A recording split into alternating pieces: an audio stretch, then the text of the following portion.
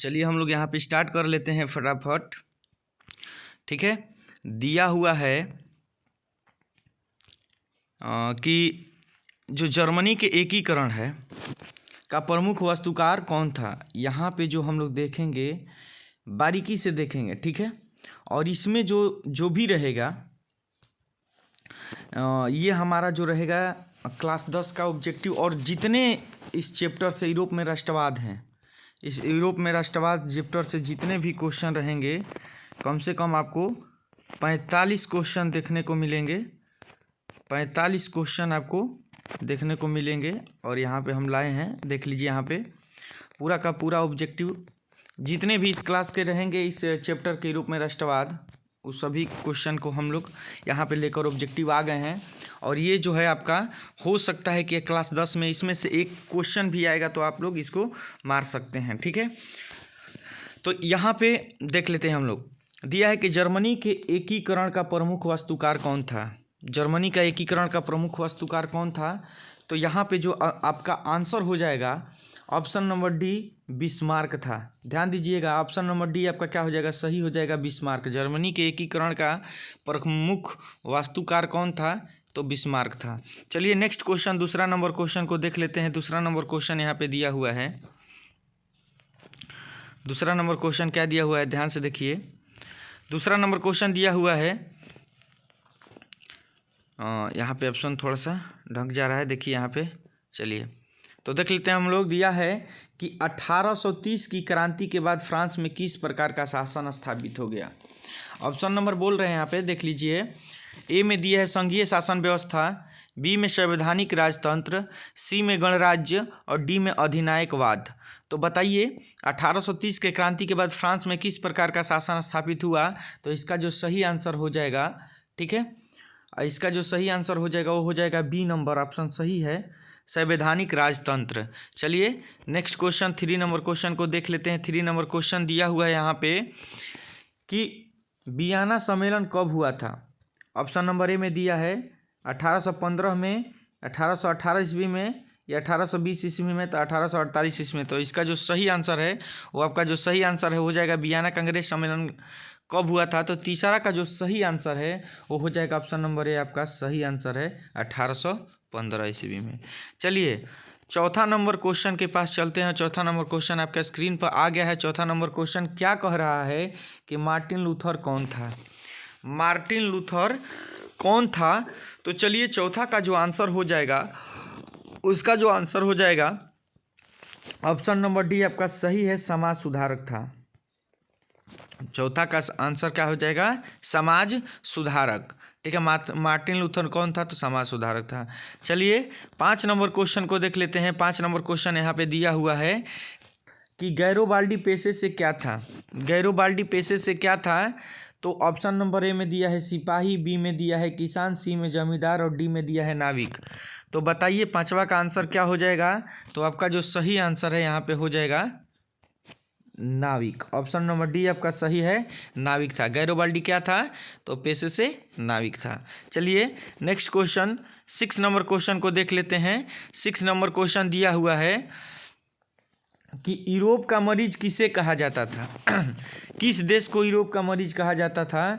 तो option number ए में दिया है रूस को, बी में दिया है तुर्की को, सी में दिया है जर्मनी को और डी में दिया है यूनान को। तो बताइए इसका आंसर क्या हो जाएगा। तो जो इसका सही आंसर है ऑप्शन नंबर बी आपका सही आंसर है, तुर्की को। तो यूरोप का मरीज किसे कहा जाता था, तो तुर्की को। चलिए नेक्स्ट क्वेश्चन, 7 नंबर क्वेश्चन देख लेते हैं। और एक चीज़ और, इसमें जिसको भी पीडीएफ चाहिए पीडीएफ ले सकता है, लेकिन पैसा उसके लिए पे करना होगा। हर चैप्टर का चैप्टर वाइज 45 क्वेश्चन, 50 क्वेश्चन, किसी में 32 क्वेश्चन रहेंगे। तो 10 रुपये आपका केवल लगेगा मात्र। और जो मेरा नंबर है, लोगों में ही नंबर है, आप वहाँ से ले सकते हैं पीडीएफ अगर लेना होगा तो इसका, हर क्वेश्चन का। चलिए 7 नंबर क्वेश्चन हमारा बोल रहा है कि किस युद्ध के बाद जर्मनी का एकीकरण पूरा हुआ। किस युद्ध के बाद जर्मनी का एकीकरण पूरा हुआ। तो ऑप्शन नंबर ए में दिया है क्रीमिया का युद्ध, बी में सोडोवा का युद्ध, सी में प्रसा डेनमार्क का युद्ध और डी में दिए है सेडान का युद्ध। तो बताइए इसमें जो सही ऑप्शन है वो क्या हो जाएगा। तो 7 नंबर का आपका जो आंसर होगा, सही आंसर है सेडान का युद्ध। ऑप्शन नंबर डी आपका सही आंसर है सेडान का युद्ध। चलिए 8 नंबर क्वेश्चन को देख लेते हैं। 8 नंबर क्वेश्चन क्या बोला है। 8 नंबर क्वेश्चन यहाँ पे बोला है कि यूरोप वासियों के लिए किस देश का साहित्य एवं ज्ञान विज्ञान प्रेरणा स्रोत रहा है। यूरोप वासियों के लिए किस देश का साहित्य एवं ज्ञान विज्ञान प्रेरणा स्रोत रहा है। तो 8वां का जो आंसर हो जाएगा आपका, ऑप्शन पहले देख लीजिए, जर्मनी का कि यूनान का कि तुर्की का इंग्लैंड का। तो बताइए चारों में से कौन सा देश है। तो चलिए 8 नंबर का जो आंसर हो जाएगा वो ऑप्शन नंबर आपका बी सही आंसर है, यूनान का। ठीक है, यूनान आपका सही आंसर है। चलिए 9 नंबर क्वेश्चन को देख लेते हैं। 9 नंबर क्वेश्चन दिया हुआ है कि वियना कांग्रेस के द्वारा फ्रांस में किस शासक वंश की पुनर्स्थापना की गई थी। वियना कांग्रेस के द्वारा फ्रांस में किस शासक वंश की पुनर्स्थापना की गई थी। तो ऑप्शन नंबर ए में दिया है हैब्सबर्ग, बी में दिया है आर्लिया, सी में दिया है बूब और डी में दिया जारशाही। तो बताइए यहाँ पे सही आंसर क्या हो जाएगा। तो 9 नंबर का आपका जो सही आंसर है वो आंसर हो जाएगा बूब। यहाँ पे बुर्बो होना चाहिए, गलत दे दिए है थोड़ा सा, बुर्बो ये आपका सही आंसर है। चलिए 10 नंबर क्वेश्चन को देख लेते हैं। 10 नंबर क्वेश्चन जो है आपका क्या हो जाएगा। तो 10 नंबर आपका जो सही आंसर हो जाएगा वो हो जाएगा, पहले क्वेश्चन को देख लेते हैं, गड़बड़ हो गया क्वेश्चन, सॉरी। 10 नंबर क्वेश्चन दिया कि जिलबेरिन एक संस्था थी। जिलबेरिन एक संस्था थी, तो किसकी संस्था थी। तो ऑप्शन नंबर ए में दिया है क्रांतिकारियों की, सी में दिया है विद्वानों की, बी में दिया है व्यापारियों की और डी में दिया है पादरी सामंतों की। तो बताइए 10 नंबर का आंसर आपका क्या हो जाएगा। तो चलिए जिलबेरिन एक संस्था थी, तो किसकी संस्था थी देख लेते हैं इसमें। तो इसका जो सही आंसर है आपका 10 नंबर का आपका जो सही आंसर है वो ऑप्शन नंबर बी हो जाएगा, व्यापारियों की। जिलबेरिन एक संस्था व्यापारियों की थी। ठीक है, चलिए अब देख लेते हैं हम लोग 11 नंबर क्वेश्चन को। लंबा वीडियो हो सकता है पर इसमें ये चैप्टर का पूरा क्वेश्चन है। इस चैप्टर को आप एक बार देख लीजिए तो इस चैप्टर से कोई भी ऑब्जेक्टिव एक भी क्वेश्चन आएगा तो आप 1-2 नंबर तो आराम से ले सकते हैं। चलिए यूरोपीय सभ्यता का पालना किसे कहा जाता था। यूरोपीय सभ्यता का पालना किसे कहा जाता था। तो आपका ऑप्शन नंबर ए में दिया है इटली को, बी में दिया है फ्रांस को, सी में दिया है हंगरी को और डी में दिया है यूनान को। तो इसका जो सही आंसर हो जाएगा वो ऑप्शन नंबर डी आपका सही आंसर है, यूनान को। यूरोपीय सभ्यता का पालना किसे कहा जाता था। तो यूनान को। ठीक है, चलिए नेक्स्ट क्वेश्चन 12 नंबर क्वेश्चन को देख लेते हैं। 12 नंबर क्वेश्चन यहाँ पे दिया हुआ है कि नए गुएल्फ आंदोलन कहाँ हुआ था। नौ गुएल्फ आंदोलन कहाँ हुआ था। तो ऑप्शन नंबर ए में दिया है इटली में, बी में दिया है जर्मनी में, सी में दिया है फ्रांस में और डी में दिया है ब्रिटेन में। तो बताइए इसका जो सही आंसर है वो क्या हो जाएगा। तो इसका जो सही आंसर है 12 नंबर का आपका सही आंसर ऑप्शन नंबर ए हो जाएगा, इटली में। ऑप्शन नंबर ए हो जाएगा, इटली में 9 गुल्फ आंदोलन हुआ था। चलिए 13 नंबर क्वेश्चन को देख लेते हैं। 13 नंबर क्वेश्चन यहाँ पे दिया हुआ है और ये यूरोप में राष्ट्रवाद चैप्टर से है पूरा का पूरा। चलिए तो 13 नंबर क्वेश्चन दिया है कि लाल कुर्ती की टुकड़ी का गठन किसने किया था। लाल कुर्ती की टुकड़ी का गठन किसने किया था। ऑप्शन नंबर ए में दिया है बिस्मार्क, बी में दिया है काबुल ने, सी में दिया है मैजनी ने और डी ऑप्शन में दिया है गैरोबाल्डी ने। तो बताइए चारों में से आंसर क्या हो जाएगा। तो 13 नंबर का जो आपका सही आंसर है वो हो जाएगा ऑप्शन नंबर डी, गैरोबाल्डी ने। लाल कुर्ती की टुकड़ी का गठन किसने किया था। तो गैरोबाल्डी ने। ठीक है, चलिए 14 नंबर क्वेश्चन को देख लेते हैं। और जिसको भी पीडीएफ चाहिए मेरे नंबर पे मैसेज करके और इसका पीडीएफ ले सकता है, पर 10 रुपीज़ एंड 10 रुपया आपको पे करना होगा। और चैप्टर वाइज हर चैप्टर वाइज 10-10 रुपया और आपको हर चैप्टर का ऑब्जेक्टिव मिल जाएगा। चैप्टर वाइज आप कर सकते हैं, अच्छा है आपके लिए। 14 नंबर क्वेश्चन दिया है कि इटली एवं जर्मनी वर्तमान में किस महादेश के अंतर्गत आते हैं। अब इटली और जर्मनी आजकल वर्तमान में जो है किस महादेश के अंतर्गत आते हैं। तो ऑप्शन नंबर ए में दिया है उत्तरी अमेरिका, बी में दिया है दक्षिणी अमेरिका, सी में दिया है यूरोप और डी में दिया है पश्चिमी एशिया। तो बताइए 14 नंबर का क्या हो जाएगा आपका आंसर। तो चलिए मैं बता दूं 14 नंबर का जो आंसर हो जाएगा आपका ऑप्शन नंबर सी, यूरोप का। जर्मनी और इटली वर्तमान में किस महादेश के अंतर्गत आते हैं? तो यूरोप के अंतर्गत आते हैं। चलिए 15 नंबर क्वेश्चन को देख लेते हैं। 15 नंबर क्वेश्चन यहाँ पे दिया हुआ है कि जर्मनी के एकीकरण का प्रमुख वास्तुकार कौन था? जर्मनी के एकीकरण का प्रमुख वास्तुकार कौन था? तो ए में दिया है मेजनी, बी में दिया है गैरिबाल्डी, सी में दिया है लेनिन और डी में दिया है बिस्मार्क। तो बताइए जर्मनी का एकीकरण का प्रमुख वास्तुकार कौन था? तो ऑप्शन नंबर आपका क्या हो जाएगा 15 नंबर का? तो 15 नंबर आपका जो आंसर हो जाएगा ऑप्शन नंबर डी सही आंसर है। बिस्मार्क जी थे। कौन थे? बिस्मार्क जी थे। ठीक है, चलिए 16 नंबर क्वेश्चन को देख लेते हैं। 16 नंबर क्वेश्चन क्या दिया हुआ है? 16 नंबर बोल रहा है कि फ्रैंकफर्ट की संधि कब हुई थी? फ्रैंकफर्ट की संधि कब हुई थी? तो ऑप्शन नंबर ए में दिया है 1864, बी में दिया है 1866, सी में 1870 और डी में दिया है 1871। तो बताइए 16 नंबर का आपका जो आंसर हो जाएगा क्या हो जाएगा? तो इसका जो सही आंसर है ऑप्शन नंबर सी सही आंसर है। 1870 ईस्वी में फ्रैंकफर्ट की संधि कब हुई थी? तो 1870 ईस्वी में। चलिए 17 नंबर क्वेश्चन को देख लेते हैं। यहाँ पे मेटरनिक से आ गया है क्वेश्चन। यहाँ पे मेटरनिक कौन था? ठीक है, मेटरनिक कौन था? मेटरनिक कौन था? तो दिया है कि ए में ऑस्ट्रिया का चांसलर, बी में दिया है प्रसा का चांसलर और सी में दिया है फ्रांस का सम्राट और डी में दिया है रूस का जार। तो बताइए 17 नंबर का क्या आंसर हो जाएगा? तो चलिए मैं बता दूं 17 नंबर का आपका जो आंसर हो जाएगा ऑप्शन नंबर ए आपका सही आंसर है। ऑस्ट्रिया का चांसलर था। मेटरनिक कौन था? तो ऑस्ट्रिया का चांसलर। चलिए 18 नंबर क्वेश्चन को देख लेते हैं। 18 नंबर क्वेश्चन यहाँ पे दिया हुआ है कि वियना कांग्रेस में कौन राष्ट्र सम्मिलित नहीं हुआ था? वियना कांग्रेस में कौन राष्ट्र सम्मिलित नहीं हुआ था? तो ए में दिया है ब्रिटेन, बी में दिया है रूस, सी में दिया है फ्रांस और डी में दिया है जर्मनी। तो बताइए 18 नंबर का आपका आंसर क्या हो जाएगा? तो चलिए मैं बता दूं 18 नंबर का जो आपका सही आंसर है ऑप्शन नंबर डी आपका सही आंसर है।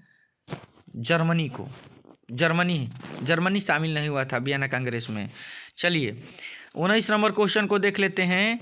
19 नंबर क्वेश्चन आपका दिया हुआ है कि किस संधि द्वारा जर्मनी का एकीकरण पूरा हुआ? किस संधि के द्वारा जर्मनी का एकीकरण पूरा हुआ? तो ए ऑप्शन में दिया है डेनमार्क के संधि के द्वारा, सी में दिया है प्राग की संधि के द्वारा, बी में दिया है कस्तूतुनिया की संधि के द्वारा, डी में दिया है एड्रियानोपुल की संधि द्वारा। तो बताइए 19 नंबर का आपका आंसर क्या हो जाएगा? तो चलिए मैं बता दूं 19 नंबर का आपका जो सही आंसर है ऑप्शन नंबर डी आपका सही आंसर है। एड्रियानोपुल की संधि के द्वारा जर्मनी का एकीकरण हुआ था। चलिए 20 नंबर क्वेश्चन को देख लेते हैं। 20 नंबर क्वेश्चन दिया हुआ है कि सेडोवा के युद्ध में किसकी पराजय हुई? सेडाओ के युद्ध में किसकी पराजय हुई? ऑप्शन ए में दिया है प्रसा की, बी में दिया है सर्डिनिया की, सी में दिया है ऑस्ट्रिया की और डी में दिया है नेपल्स की। तो बताइए इसका सही आंसर क्या हो जाएगा? तो चलिए मैं बता दूं 20 नंबर का जो सही आंसर है वो आपका ऑप्शन नंबर सी है ऑस्ट्रिया की। सेडोवा के युद्ध में किसकी पराजय हुई? तो ऑस्ट्रिया की। चलिए नेक्स्ट क्वेश्चन 21 नंबर क्वेश्चन को देख लेते हैं। 21 नंबर क्वेश्चन यहाँ पे दिया हुआ है कि वियना कांग्रेस में पवित्र संघ की योजना किसने प्रस्तुत की? वियना कांग्रेस में पवित्र संघ की योजना किसने प्रस्तुत की? तो ऑप्शन नंबर ए में दिया है रूस ने, बी में दिया है ब्रिटेन ने, सी में दिया है फ्रांस ने और डी में दिया है ऑस्ट्रिया ने। तो बताइए इसका सही आंसर क्या हो जाएगा? तो इसका 21 नंबर का जो सही आंसर है आपका ऑप्शन नंबर सी सही आंसर है। फ्रांस ने। किसने किया? फ्रांस ने। चलिए 22 नंबर क्वेश्चन को देख लेते हैं। 22 नंबर क्वेश्चन यहाँ पे दिया हुआ है कि जर्मनी के एकीकरण के लिए कौन उत्तरदायी था? जर्मनी के एकीकरण के लिए कौन उत्तरदायी था? तो ऑप्शन नंबर ए में दिया है काउंट काबूर, बी में दिया है बिस्मार्क, सी में दिया है गैरिबाल्डी और डी आपका मेजनी। तो इसका जो सही आंसर है 22 नंबर का आपका जो सही आंसर है ऑप्शन नंबर बी सही है, बिस्मार्क ने। 23 नंबर क्वेश्चन को देख लेते हैं। यहाँ पे 23 नंबर क्वेश्चन क्या दिया हुआ है कि एक्ट ऑफ यूनियन किस वर्ष पारित हुआ? एक्ट ऑफ यूनियन किस वर्ष पारित हुआ? ऑप्शन ए में 1688 में, बी में 1707 में, सी में 1788 ईस्वी में या डी में 1807 में। तो बताइए इसका आंसर क्या हो जाएगा? तो 23 नंबर का जो आपका सही आंसर होगा वो ऑप्शन नंबर ए सही आंसर है 1688 ईस्वी में। चलिए 24 नंबर क्वेश्चन को देख लेते हैं। 24 नंबर क्वेश्चन दिया हुआ है यूनान के स्वतंत्रता संग्राम में किसकी पराजय हुई? यूनान के स्वतंत्रता संग्राम में किसकी पराजय हुई? ऑप्शन ए रूस की, बी तुर्की की, सी यूनान की और डी फ्रांस की। तो 24 नंबर का जो आपका सही आंसर है ऑप्शन नंबर बी आपका सही आंसर है तुर्की की। ठीक है, 25 नंबर क्वेश्चन को देख लेते हैं। 25 नंबर क्वेश्चन यहाँ पे दिया हुआ है कि चार्टिस्ट आंदोलन कहाँ संपन्न हुए? चार्टिस्ट आंदोलन कहाँ संपन्न हुए? Option number A Austria, B Italy, C Germany और डी इंग्लैंड। तो बताइए इसका सही आंसर क्या है? 25 नंबर का जो आपका सही आंसर है ऑप्शन नंबर डी सही आंसर है इंग्लैंड। क्या हो जाएगा? इंग्लैंड। चलिए नेक्स्ट क्वेश्चन 26 नंबर क्वेश्चन को देख लेते हैं। 26 नंबर क्वेश्चन दिया है कि नेपोलियन संहिता किस वर्ष लागू की गई? एक बार और क्वेश्चन, नेपोलियन संहिता किस वर्ष लागू की गई? ऑप्शन नंबर ए 1789, बी 1791 ईस्वी, सी 1801 में और डी 1804 में। तो बताइए 26 नंबर का सही आंसर क्या हो जाएगा? तो चलिए इस क्वेश्चन का जो सही आंसर है ऑप्शन नंबर जो होता है इसका डी ऑप्शन नंबर सही है 1804 ईस्वी में। 27 नंबर क्वेश्चन को देख लेते हैं। 27 नंबर क्वेश्चन क्या बोल रहा है कि इटली एवं जर्मनी के एकीकरण के विरुद्ध निम्न में कौन था? एक बार और क्वेश्चन को, इटली एवं जर्मनी के एकीकरण के विरुद्ध निम्न में कौन था? Option number A England, B रूस, सी ऑस्ट्रिया और डी प्रसा। तो 27 नंबर क्वेश्चन का जो आंसर आपका सही आंसर हो जाएगा वो हो जाएगा ऑप्शन नंबर सी ऑस्ट्रिया। ठीक है, नेक्स्ट क्वेश्चन को देख लेते हैं। 28 नंबर क्वेश्चन आपके स्क्रीन पर है, दिया हुआ है कि सार्डिनिया पिडमाउंट का शासक कौन था? सार्डिनिया पिडमाउंट का शासक कौन था? Option number A Napoleon third, B Count Cavour, C Victor Emmanuel और डी विलियम प्रथम। इसका सही आंसर क्या हो जाएगा? तो इस क्वेश्चन का सही आंसर है option number C Victor Emmanuel. ठीक है, नेक्स्ट क्वेश्चन देख लेते हैं। 29 नंबर क्वेश्चन 29 नंबर जो क्वेश्चन है इसका सही आंसर क्या पहले पढ़ लेते हैं हम लोग।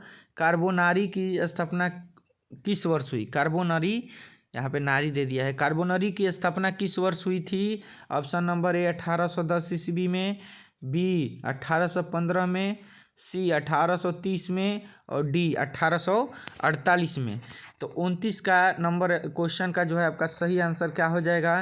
तो चलिए इसका जो सही आंसर हो जाएगा 1810 ईस्वी में। सही आंसर है ऑप्शन नंबर ए। ठीक है, 1810 ईस्वी में। चलिए 30 नंबर क्वेश्चन को देख लेते हैं। 30 नंबर क्वेश्चन दिया हुआ है कि बिस्मार्क निम्न में से क्या था? बिस्मार्क निम्न में से क्या था? तो ए में दिया है कवि, बी में नाटककार, सी में संगीतज्ञ और डी में कूटनीतिज्ञ। तो बताइए 30 नंबर का सही आंसर क्या हो जाएगा? तो चलिए मैं बता दूं 30 नंबर का आपका जो सही आंसर है वो हो जाएगा कूटनीतिज्ञ। ऑप्शन नंबर डी सही आंसर है। 31 नंबर क्वेश्चन को देख लेते हैं। 31 नंबर जो क्वेश्चन दिया हुआ है, मेजनी का संबंध किस संगठन से था? मेजनी का संबंध किस संगठन से था? तो आपका जो ऑप्शन में दिया है ए लाल सेना, B Carbonari, C Filiki Hetaireia, D diet. तो बताइए इसका सही आंसर क्या हो जाएगा? तो 31 नंबर का आपका जो सही आंसर है वो हो जाएगा ऑप्शन नंबर बी कार्बोनरी। तो इसी तरीके से आप क्वेश्चन और वीडियो को देखने के लिए मेरे चैनल को लाइक और सब्सक्राइब दोनों कर दे। आपका लगता क्या है, आपको मदद मिल रही है तो आप तो लाइक और सब्सक्राइब कर सकते हैं। सब्सक्राइब इसलिए कर लीजिए कि ऐसा वीडियो जो है चैप्टर वाइज मैं आपको लेकर आऊँ। हर चैप्टर में जितने ऑब्जेक्टिव रहते हैं और उसको आप पढ़ लीजिएगा चैप्टर वाइज, तो चैप्टरे में से ना आएगा कहीं से ना कहीं से, उसमें से आप कर सकते हैं। तो पूरा में आपका कम से कम 100 में से 50 को ऑब्जेक्टिव मारना है तो 100 में तो 50 ऑब्जेक्टिव तो कंप्लीट हो गया ना। सब्जेक्टिव का थोड़ा सा ध्यान दे दीजिएगा। अगर समय मिलता है तो मैं सब्जेक्टिव को भी लेकर आता हूँ। ठीक है, चलिए 10 क्लास का है ये। इटली के एकीकरण में निम्न में से किसका संबंध नहीं है? 32 नंबर क्वेश्चन है कि इटली के एकीकरण में निम्न में से किसका संबंध नहीं है? Option number A Bismarck, B Mazzini, C Cavour और डी गैरोबाल्डी। तो बताइए इसका सही आंसर क्या है? तो इस क्वेश्चन का जो सही आंसर है ऑप्शन नंबर ए आपका सही आंसर है बिस्मार्क। ठीक है, 33 नंबर क्वेश्चन को देख लेते हैं। 33 नंबर क्वेश्चन क्या बोला हुआ है कि काउंट काबूर को विक्टर इमैनुअल ने किस पद पर नियुक्त किया। काउंट काबूर को विक्टर इमैनुअल ने किस पद पर नियुक्त किया। ऑप्शन नंबर ए में दिया है सेनापति, बी में फ्रांस में राजदूत, सी प्रधानमंत्री और डी गृह मंत्री। तो बताइए चारों में से आंसर क्या हो जाएगा। तो इस क्वेश्चन का जो सही आंसर होगा वो आपका सही आंसर है ऑप्शन नंबर सी, प्रधानमंत्री। काउंट काबूर ने विक्टर इमैनुअल को प्रधानमंत्री के पद पर नियुक्त किया था। चलिए 34 नंबर क्वेश्चन को देख लेते हैं। 34 नंबर क्वेश्चन क्या बोल रहा है कि इटली और जर्मनी के एकीकरण के विरुद्ध निम्न में कौन था। Option number A England, B रूस, सी ऑस्ट्रिया और डी प्रसा। तो बताइए 34 का आंसर क्या हो जाएगा। तो इसका सही ऑप्शन आंसर है सी ऑस्ट्रिया। एक बार और ये क्वेश्चन शायद दिया था। चलिए 35 नंबर क्वेश्चन को देख लेते हैं। 35 नंबर क्वेश्चन क्या है। 35 नंबर क्वेश्चन दिया हुआ है कि राष्ट्रवाद की अवधारणा का जन्म किस घटना से माना जाता है। ये अच्छा है क्वेश्चन कि राष्ट्रवाद की अवधारणा का जन्म किस घटना से माना जाता है। तो ऑप्शन नंबर ए पुनर्जागरण, सी गौरवपूर्ण क्रांति, बी धर्म सुधार आंदोलन और डी में फ्रांस की क्रांति। तो बताइए इसका सही आंसर क्या हो जाएगा। तो इस क्वेश्चन का जो सही आंसर है 35 नंबर का ऑप्शन नंबर ए सही आंसर है पुनर्जागरण। चलिए 36 नंबर क्वेश्चन को देख लेते हैं। 36 नंबर क्वेश्चन क्या दिया हुआ है कि जर्मनी के एकीकरण के लिए बिस्मार्क ने कितने युद्ध किए। जर्मनी के एकीकरण के लिए बिस्मार्क ने कितने युद्ध किए। तो option number A 1, B 2, C 3, D 4। तो बताइए 1, 2, 3, 4 चारों में से कौन सा आंसर आपका सही आंसर होगा।